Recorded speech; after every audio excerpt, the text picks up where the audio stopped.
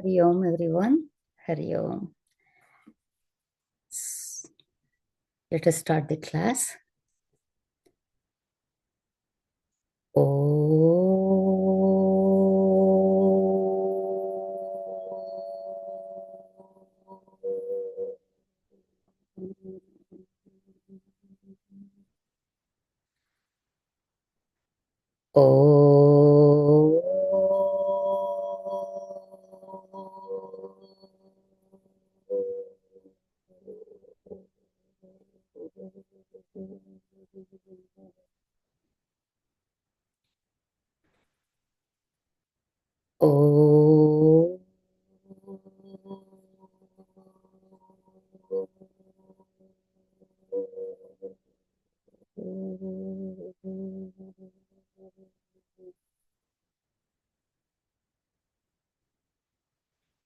Om Shri Ganeshaya Namaha. Om Shri Saraswatye Namaha. Om Shri Gurubhyo Namaha. Om Samasta Jana Kalyane Niratam Karunamayam Namami Chinmayam Devam Sadgurum Brahma Vidwaram Atulita Baladamam Hema Shailabhadeham Danujavana Krushanam Jnaninam Agraganyam Sakala Gunanidhanam Vanaranam Adhisham Raghupati Priya Bhaktam Vatajatam Namami Namah Shri Tulasīdāsa Sadvarishthāya Dhīmate Pūritam Hrudayam Yena Rama Premamrute Name.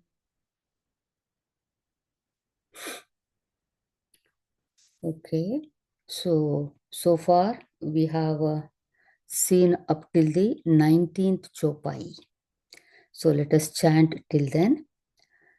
Shri Guru Charana Saroja Raja Nijamana Mukuru Sudari Barano Raghubara Bimala Jasha Jodaya Palachari Buddhihina Tanu Janike Sumiro Pavana Kumar Bala Buddhi Vidya Dehu Mohi Harahu Kalesha Vikar Jaya Hanuman Gnana Guna Sagar Jaya Kapi Sati Huloka Ujagar रामदूत अतुलित बलदाम अंजनी पुत्र पवन सुतनाम महावीर विक्रम बजरंगी कुमति निवारु सुमति के संगी कंचन बरण विराज सुबेश कानन कुंडल कुंचित केश हाथ वज्र और ध्वजा विराजे कांधे मूंज जनेऊ साजे शंकर स्वयं केसरी नंदन तेज प्रताप महाजगवंदन विद्यावान गुणी अति चातुर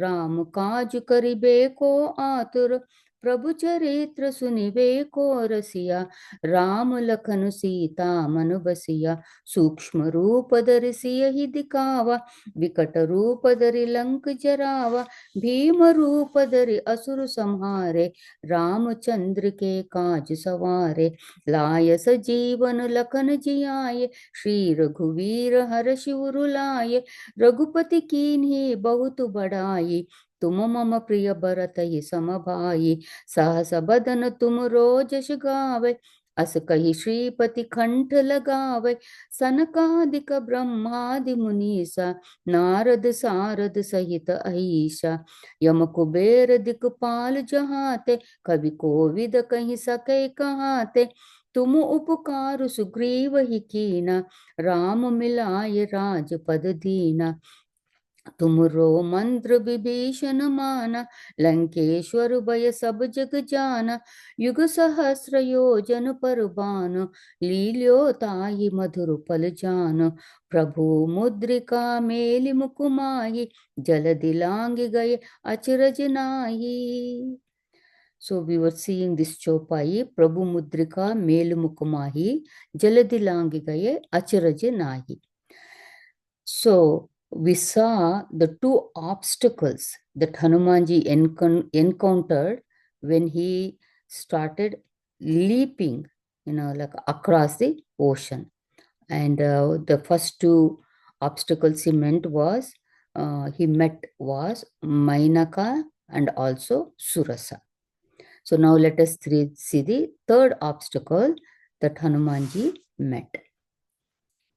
So this third obstacle Hanumanji encounters was a Simhika, the Nishichari, the demoness. So Hanuman, as he was flying, he felt a mysterious force pulling him down.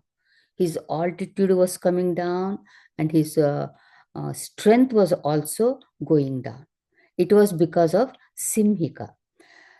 This Simhika, she had this power to bring down the creatures flying overhead by catching their shadow and pulling them down and devouring them.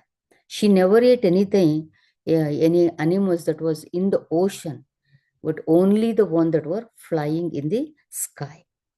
So this Simhika stands for jealousy, what we call Matsarya.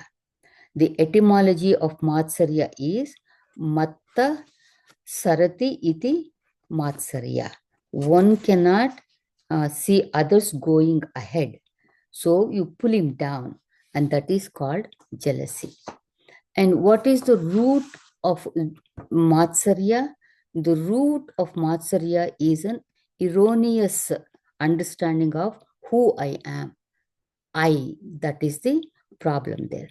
So when I value something and others also want the same thing and others get it, then there is jealousy. The goal of a spiritual sadhaka is Bhagavan, not any material things. So Bhagavan is available for everyone. So there should not be any jealousy in a sadhaka's mind. In spiritual journey, when this Matsarya arises, it said, we need to be very alert and nip it in the bud and don't let it grow at all. You all know the story of Akbar and Tansen, right? Akbar had 9 gems in his court, and one of them was Tansen, who was a great musician. And when Akbar praised Tansen, how great his singing is, then Tansen said, you have not listened to my guru singing. He sings much, much beautiful than I do.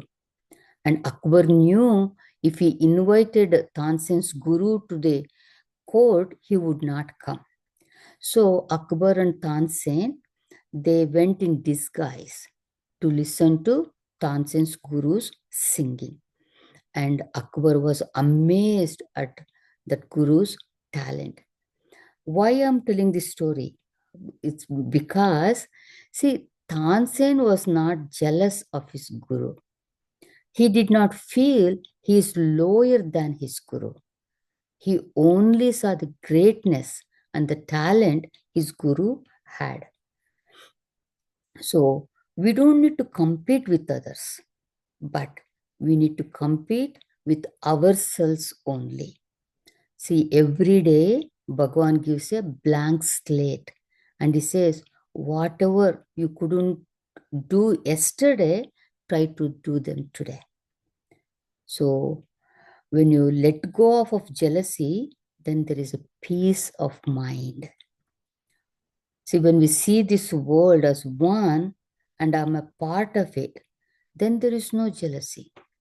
Only when we divide, then there is competition, which gives rise to jealousy.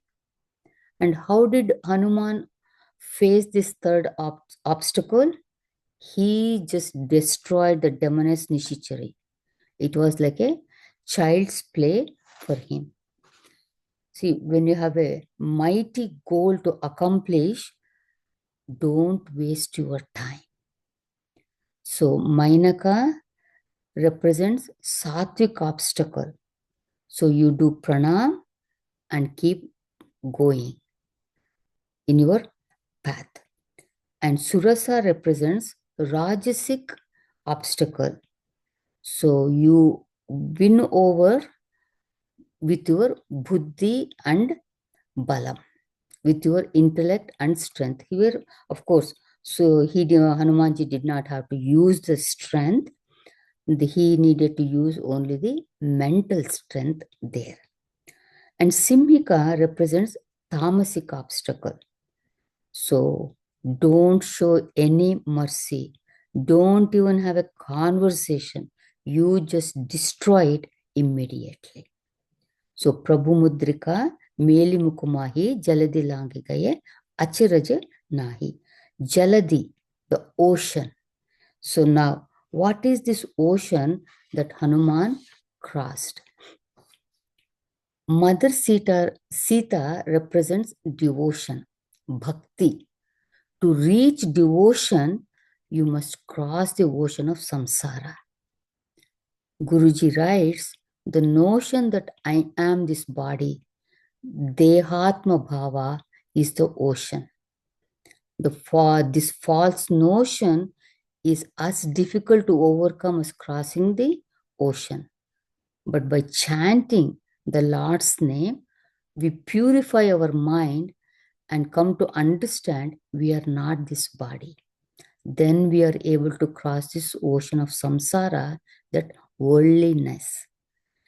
Achirajanahi, there is no doubt, there is no wonder that one can accomplish anything by chanting the Lord's name. Of course, it needs to be chanting with full faith and devotion, not just the lip service there. When people have such faith, then in the name of Bhagavan, then they are not afraid of anything in this world.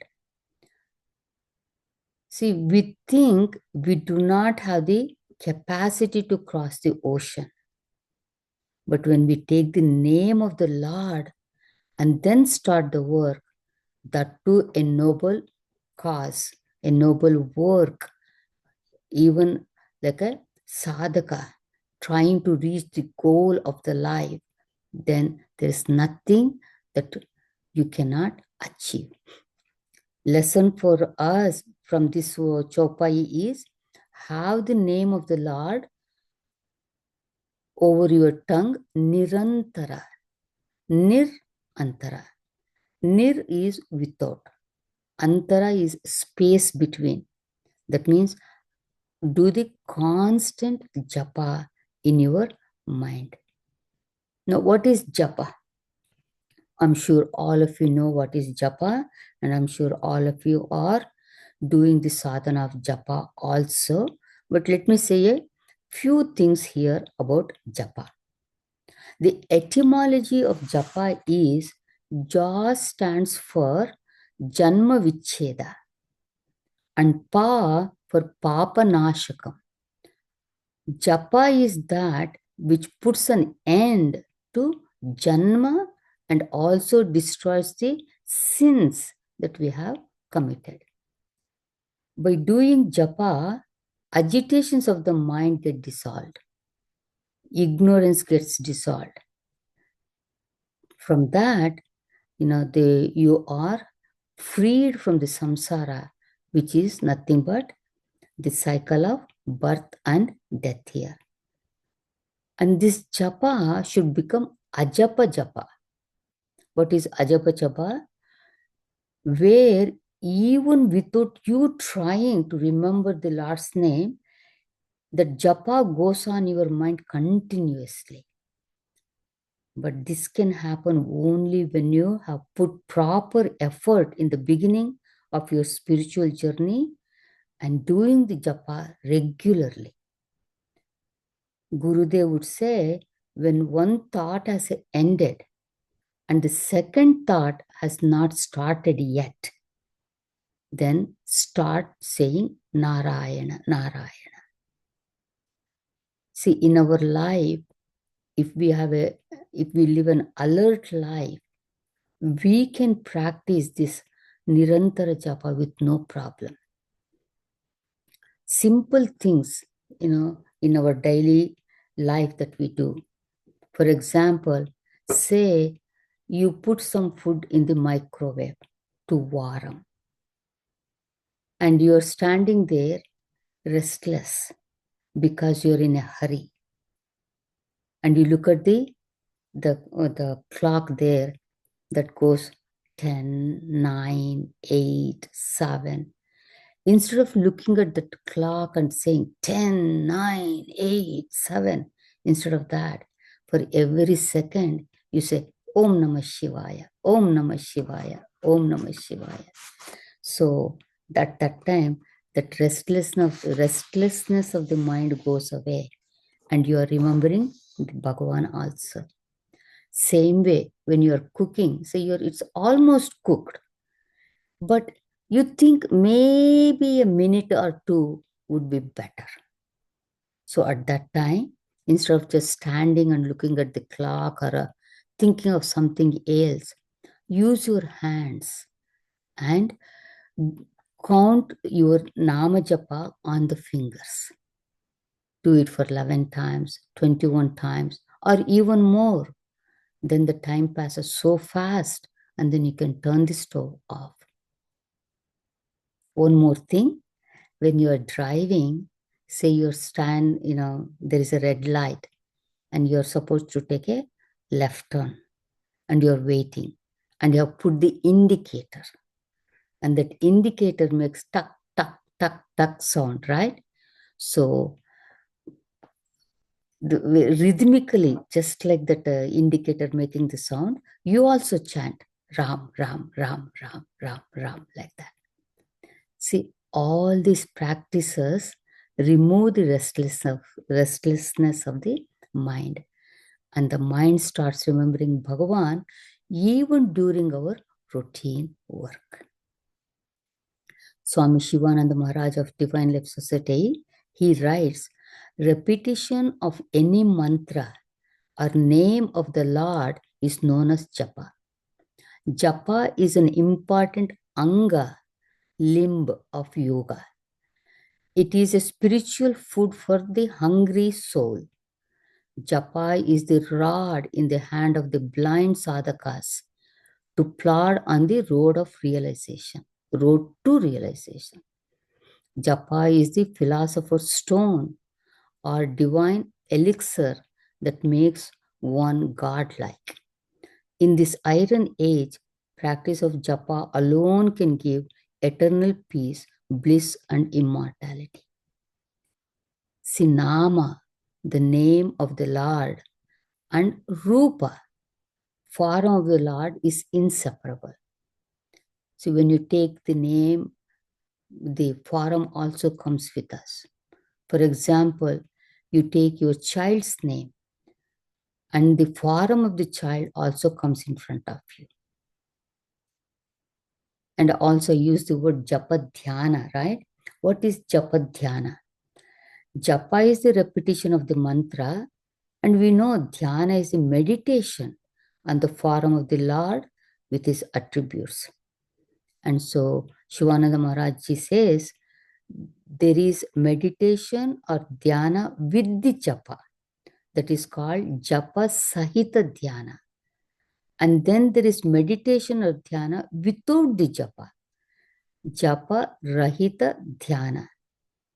In the beginning, you should combine dhyana and dhyana with japa. So, but as you advance in this japa dhyana, what happens is japa drops itself, and only dhyana, that meditation, remains. Of course, this is at a very advanced stage, but you can practice that one. Or you can practice japa separately and meditation separately also, whichever you like. So this is this chopai, Prabhu Mudrika Meli Mukumahi, Jaladi Langigaye Acharaja Nahi. So Hanuman redeems others by making them cross the ocean of birth and death. And Hanuman himself crosses the ocean also. the physical ocean also. So Hanuman, keeping the Lord name in the mouth, he crossed the ocean as if it was a child's play.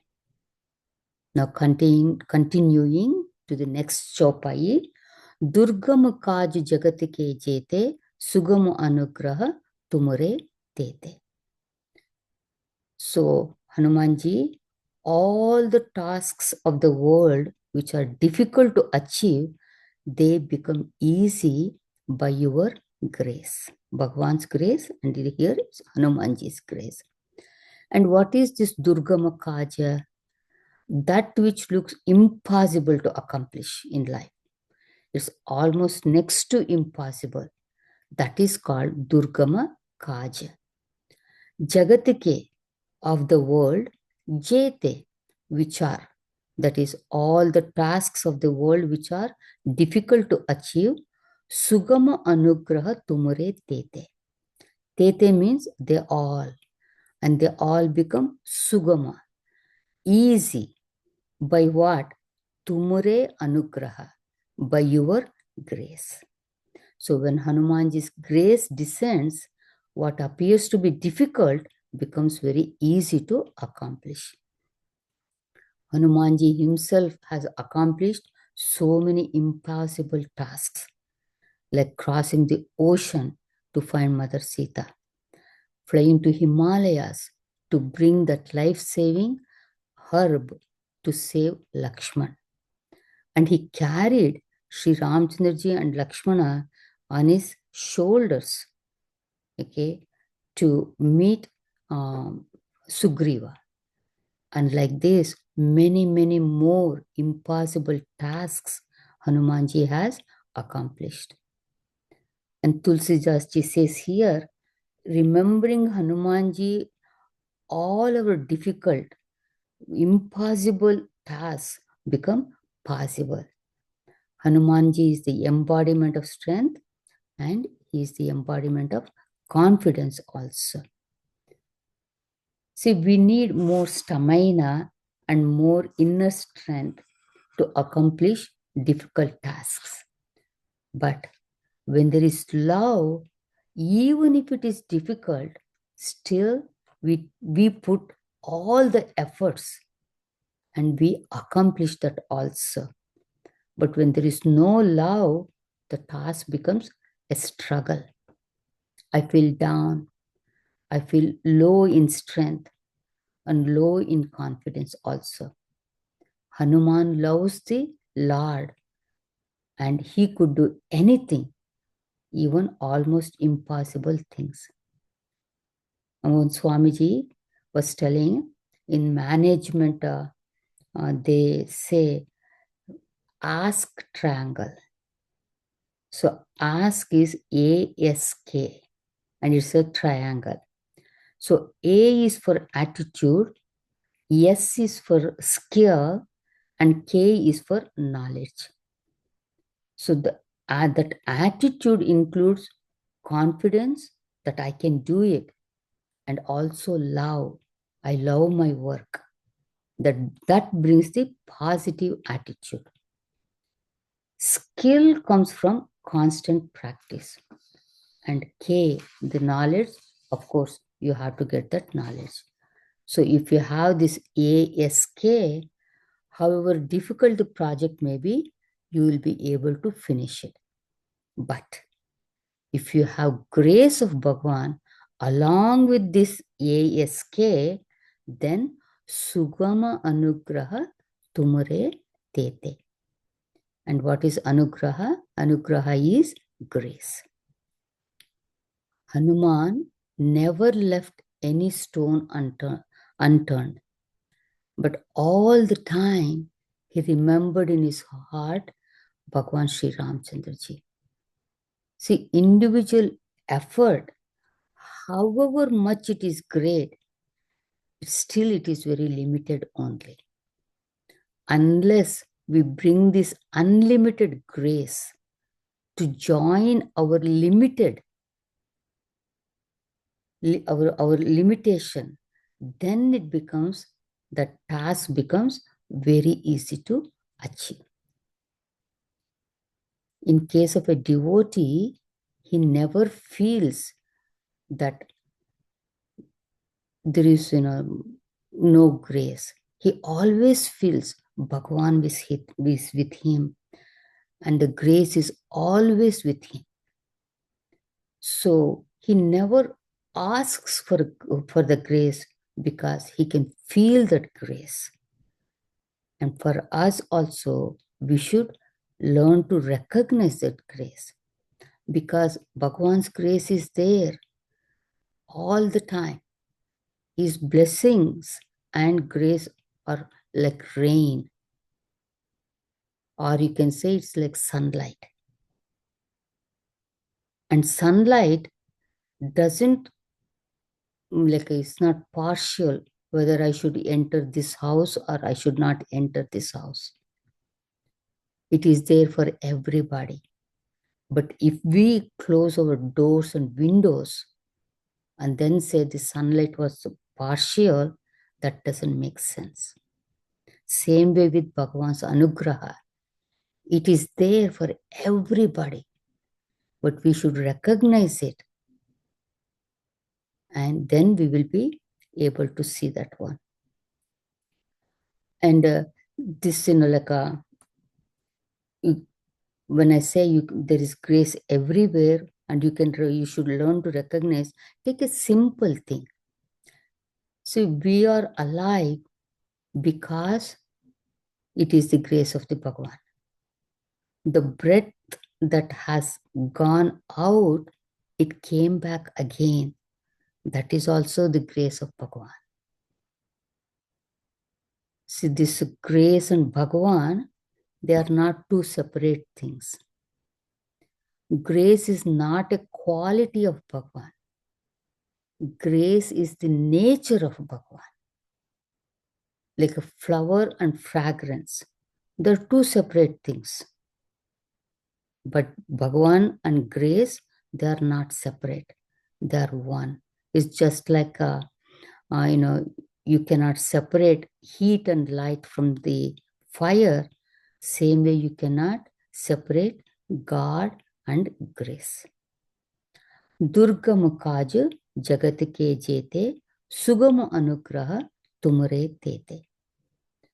I was listening to one Swamiji from India on this Hanuman Chalisa, and he was telling, we have, in India, they have border construction in Himalayas. And what an amazing job they do, because there are lots of landslides that happens that nobody can predict also. But they are so good, within few minutes, they clear the road and the traffic starts moving. And one of their motto is, difficult tasks will be done immediately. Impossible tasks may take some time. Beautiful, right? Mean there's nothing impossible. And how do they get the inspiration? That's because they are solution oriented and they're not looking at the problem. So if the mind is with the great ideal, then solutions comes very easy also. Here for a devotee, the ideal is Bhagavan. When the mind is invested in Bhagavan, even that ocean cannot intimidate him.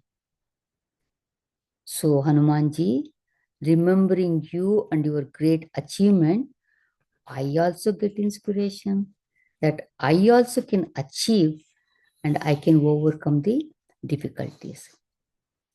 Hanumanji in Sundarkand, he says, all problems come when you forget Bhagavan.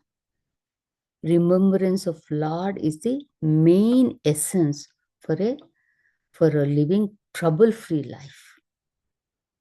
He says, Kaha Hanumanta vipati bahu soyi, jabutapu sumirana bhajanana hoyi. Whenever we forget you in our life, then all the vipatis all the problems come. And what is this anugraha? It's a Sanskrit word, we all know that. So here, graha means to hold. Anu means after, paschat. So that which descends upon the devotee after he holds on to the feet of Bhagavan, that is called anugraha. For example, we know the word anuvada, right? And we normally say anuvada means to translate. But actually it means restatement. So you have heard something and you're stating it again. Vada means to state and anu is after. So after hearing something, you're stating it again. That is called anuvada. So here it is anugraha, that which descends upon the devotee after he holds on to the feet of Bhagavan. So on whom does this Bhagavan shower his anugraha? Does he randomly do it? If he did, then he is very partial. And if he showers on everyone, and everybody, what am I going to say that? I already said, he showers is there everywhere, but we are not able to recognize it. But what I hear, in case if Bhagavan showers his grace on only certain people, then he is now becomes a partial God. But at the same time, if we say he showers on everybody, but it's left to the person to recognize that one. And if he doesn't recognize it, then it is not Bhagavan's problem. It is the person's problem there. And on what kind of people that Bhagavan showers his grace. Here, Guruji takes a verse from Bhartruhari's Niti Shatakam that talks about three kinds of people in this world. It says, Prarabhyate nakalu vigna bhayena nichaihi. Prarabhya vigna vihita viramanti madhyaha. Vignai punah punarapi pratihanyamanaha. Prarambhya tatmajana na parityajanti. So the first line, Prarabhyate nakalu vigna bhayena nichaihi. So there are many people, they don't want to start any new projects or tasks. Why? Because they are afraid of obstacles. So they keep on imagining what all kinds of obstacles that they have to face, what kind of problems they might have to face. So then they decide, why even start? So they don't even start any projects. The second type is Prarabhya Vigna Vita Viparit Viramanti Madhyaha. So some people are there who start the projects, but the moment they encounter any difficulty, then they become dejected and they lose their patience and quit that project. Then they may move on to another project. So they too do not have the satisfaction of accomplishing anything. The third one is the third group of people, they are the one, when they encounter any obstacles, they become more enthusiastic and they become more courageous also. Such people, they don't quit until the work is finished. They gain true fulfillment and success. And Hanumanji blesses the third type of people, and makes their job easier. So even the most difficult job, Durgama Kaja, they, they will be able to accomplish because it becomes Sugama, very easy to. See, when you read Buddha's life story, there the mindset with which Buddha left his palace. What did he say at that time? Deham va patayami, karyam va sadayami. Either my body will drop or I will accomplish my goal, but no coming back halfway. So the grace of Bhagavan descends on sadhakas like Buddha. In the Puranas, there is a beautiful story of a sparrow who lost her eggs. She laid her eggs on the ocean shore and she went out in search of food. Meanwhile, the huge waves came and they carried her eggs away. And when the mother sparrow came, it did not see its eggs and it appealed to the ocean, please give me my eggs back. But the ocean did not care for her cries and it did not help the sparrow. So the mother bird said, okay, if you are not going to do that one, I'm going to dry you up. And with great determination, it went to the ocean. It filled its beak with a drop of water, came flying out and spit it out. So everybody, your other birds that were around, they started laughing at that mother sparrow, saying, what a rubbish thing. How can you empty the ocean? But it did not listen to those comments. It kept on doing it. And this news came to Garuda, is the lord of all the birds. So he said, well, if my little sister is doing something, let me go and see. He saw how determined that sparrow was. And it was not giving up. Even drop by drop, it was trying to dry the ocean up. So then Garuda said, okay, I need to help my sister. So he demanded that the ocean return her eggs.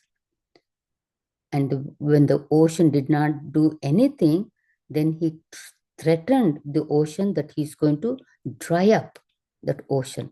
Then the ocean got frightened by that mighty Garuda, and the ocean returned the sparrow's eggs. So by the grace of Garuda, the sparrow became happy. See, in this story, what is it that the bird did that it got the anugraha of Garuda? That is that sincere quest to reach the goal, the determination. Even though drying the ocean is a durgama kaj, but still when somebody relentlessly tries to do that one, then there is that anugraha. So if it had not tried, like the first category of people afraid of obstacles, then it would not have been able to get the anugraha of Garuda.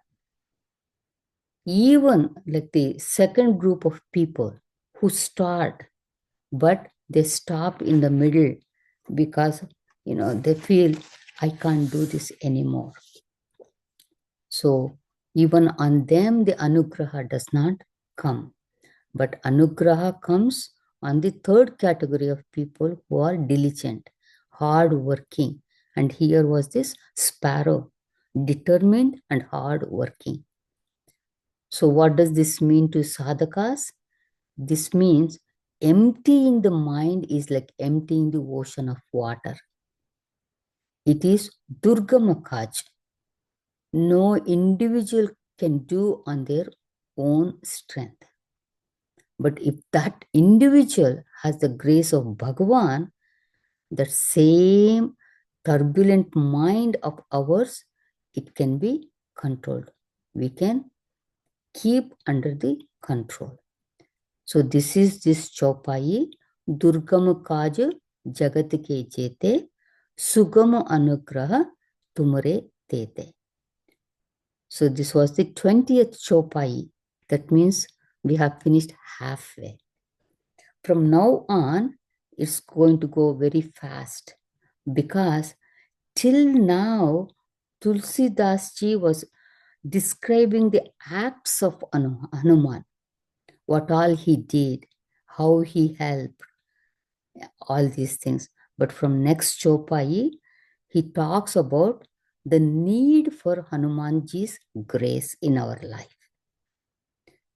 So we will stop here. I know we have a few more minutes, but we will stop here. And I don't know who is chanting today. So please go ahead and unmute yourself, the person who is chanting, and all the rest of us will mute and chant together. Okay? Thank you.